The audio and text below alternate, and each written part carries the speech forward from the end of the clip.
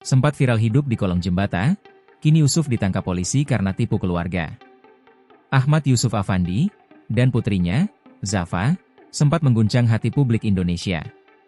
Tinggal di kolong jembatan Frontage Gedangan, Sidoarjo, sejak 2023, mereka menghadapi dingin malam, panas siang, dan polusi jalanan tanpa dinding pelindung, hanya berlindung di balik kain lusuh. Kehidupan jalanan jadi satu-satunya pilihan setelah istri Yusuf meninggal dunia 2 bulan pasca melahirkan Zafa. Yusuf rela tidak makan selama 2 hari demi bisa membeli susu untuk anaknya.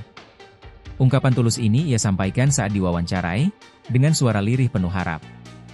Merespons cepat, pemerintah melalui Dinas Sosial Sidoarjo mengevakuasi Yusuf dan Zafa pada 29 Mei 2025. Mereka dibawa ke Liponsos untuk pemeriksaan kesehatan, lalu dipulangkan ke kampung halamannya di Jombang keesokan harinya. Kondisi keduanya dipastikan sehat, dan Yusuf kini tinggal bersama kakaknya. Namun, di tengah gelombang simpati yang mengalir, perlahan muncul sejumlah fakta yang memicu tanda tanya besar. Yusuf ternyata memalsukan identitas, mengaku berasal dari Yogyakarta, padahal berdomisili di Mojokerto. Ia juga sempat menolak dipindahkan dari kolong jembatan karena mengaku mendapat wasiat dari istrinya yang telah meninggal. Dinsos mengungkap bahwa Yusuf merupakan anak ketiga dari 4 bersaudara, dan sejak kecil dititipkan orang tuanya ke panti asuhan di Mojokerto. Ia tidak tamat sekolah dasar dan tumbuh tanpa kasih sayang orang tua.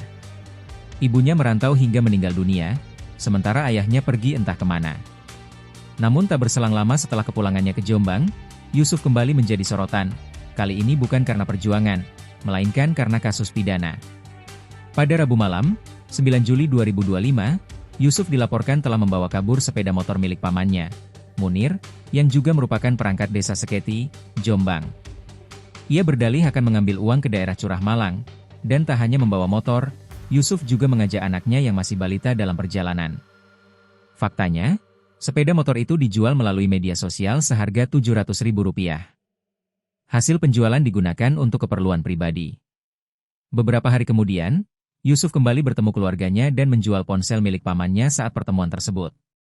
Setelah menghilang hampir 3 pekan, Yusuf akhirnya dibekuk oleh aparat gabungan Polsek Mojo Agung dan tim Resmo Polresta Sidoarjo pada Selasa sore, 29 Juli 2025, di emperan sebuah toko di kawasan Pasar Suko, Sidoarjo. Kini, Yusuf resmi ditahan dan dijerat pasal 372 dan 378 KUHP tentang penggelapan dan penipuan.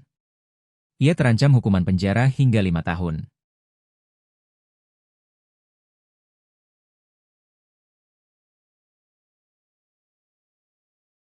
Download Tribun X sekarang, menghadirkan lokal menjadi Indonesia.